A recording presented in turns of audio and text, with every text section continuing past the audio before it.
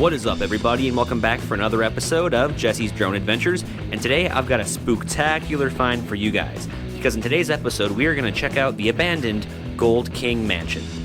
The Gold King Mansion is tucked away at the base of the Hualapai Mountains just outside of Kingman, Arizona, and for the most part it's pretty easy to get to. And don't worry, we're going to explore the mansion here in just a few seconds, but if you ever want to visit here, I'm going to show you guys how I got here, and I'm going to brief you in on a few things that are good to know. Let's get right to it.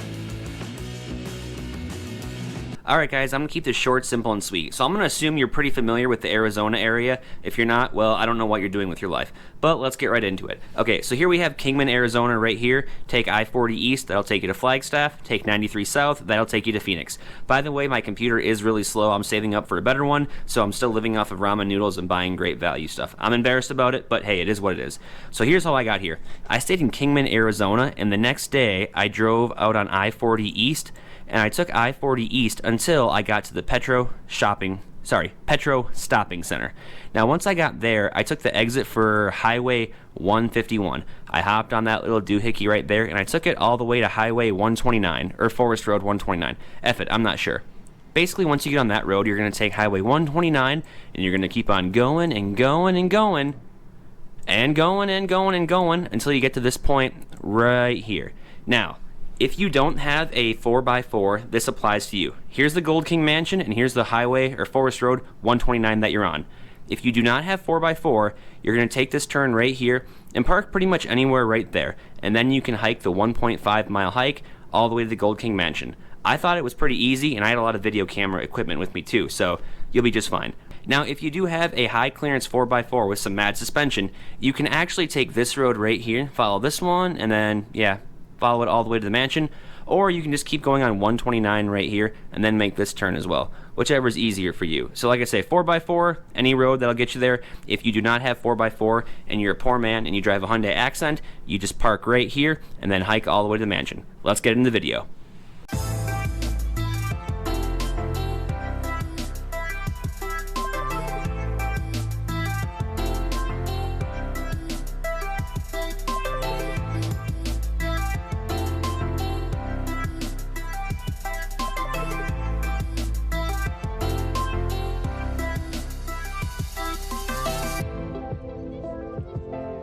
Alright guys, good news and bad news. Good news is we made it here. Bad news is I feel like Seth Rogen in Superbad when he was trying to chase Michael Cera. He's a freak. He's the fastest killer. He's the fastest killer. You get the idea. That sun is killing me. Alright, so when you get here, there actually is a little sign-in area where you can sign your name, so that way, I don't know, if you go missing or something, people can, at least track down that you're out here. And here we have a brief little history of the Gold King Mansion, and it looks like a lot of people have been using it as target practice too, which is a shame because I always like to read things like this. I'll see if I can't find a picture of this on the web and post it down in the description below so that way you guys can learn a little bit about it. But here's what it originally looked like. But here's what the mansion looks like. I know the sun's not in the best place right now, but here you go. Most people probably see it like this on Google and whatnot, and YouTube as like thumbnails. But there's the front side of it when you first get here. Alright guys, so now we're going to go in the abandoned mansion, take a quick peek around. The sun's going to set here probably in about a half hour, and I don't want to be out here after sunset just because it's never a good idea to be hiking after dark.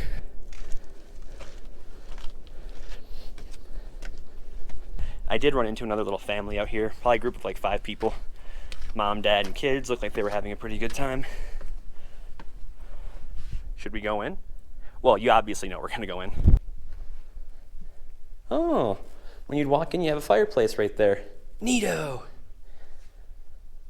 Quick peek to the right. Quick peek to the left. Oh, take a look at this. Interesting design.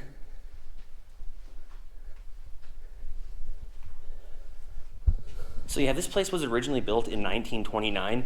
And it was built as a place to entertain investors, bosses, workers that were affiliated with the mine up here. But also in 1929, the place was pretty much left deserted after the stock market crash. Turns out the mining up here wasn't as profitable as they thought it would be, so it's just been sitting here ever since.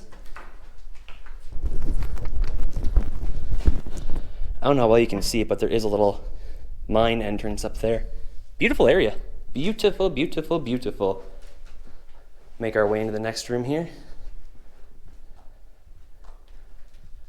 It would be pretty interesting to see what this place looks like, you know, furnished with tables and a bar and whatnot. Maybe if I go on the web after this, I can find some old photos. Just an old grill. Looks like people still use it too, to some degree.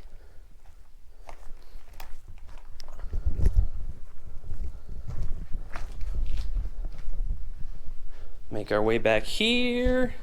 Make our way back there.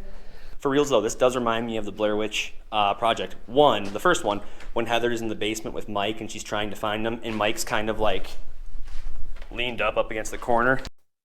All right, so before the rest of the crowd gets here that I can hear down the road, we're gonna quickly recreate the Blair Witch Project Part 1, where Heather and Mike are in that house, and Heather's looking for Mike and she can't find him. And action.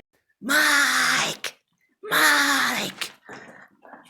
Mike!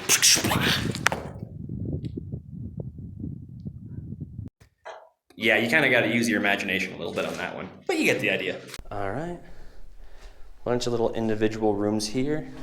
Here's the back of the fireplace. This building is holding up pretty well too.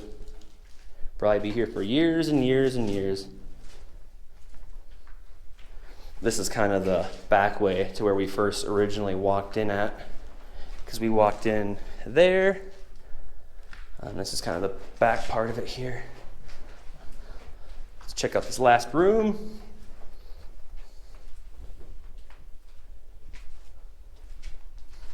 Love it. All right, we're gonna head back out here because I did see another set of stairs that I didn't want to go up quite just yet until I saw the inside of the mansion. They were right outside here. Oh, actually, well, that's not really an entrance. We're just gonna go up here. Probably just a cellar. Maybe they used it for storage and whatnot. Looks like that's just one room in there. So 2 levels. Pretty cool. We're just gonna do a quick walk around here. Oh, I just heard a rattler. I have goosebumps. Not shitting you. Here's the back area. Oh, there is another set of stairs. Cool. You know we're gonna Rocky Balboa up these. Well, you know, I'm a little tired, so we're just gonna walk them. Stairs are holding up though. Looks like the rest of the railing's gone.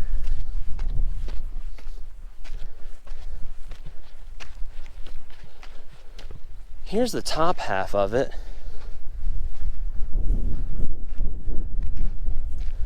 I did hear the people that were here before me say, you're not supposed to go up there because the roof could like crumble at any moment just because it's so fragile. So, I mean, I don't need to go up there. I can get a pretty good view of what it looks like from here.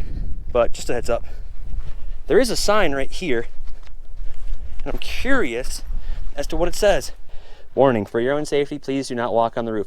Such activities are unsafe and damage the structural integrity of this important historic building.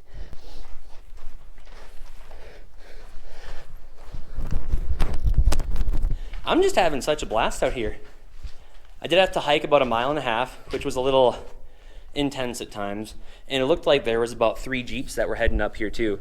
It's pretty rocky though, and it looked like it was taking them quite some time. The family that I ran into up here, as they were getting ready to head back, I told them, hey, be careful, there's a bunch of Jeeps coming. They're like, they're still coming? And I go, yeah. He's like, they were making their way up here when we were walking up here. So, I don't know, it's a pretty intense trail. I've heard a lot of people say you really need like an ATV or a dirt bike because anything 4-wheel drive is just gonna have one hell of a time getting up here. But apparently some people still do.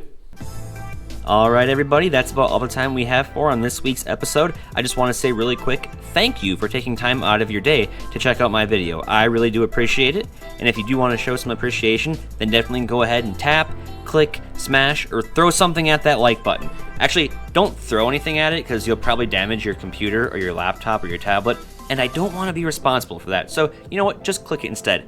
And if you do want to see more awesome adventures, more abandoned buildings, more nature stuff, then definitely go ahead and subscribe because I got a crap load more coming your way.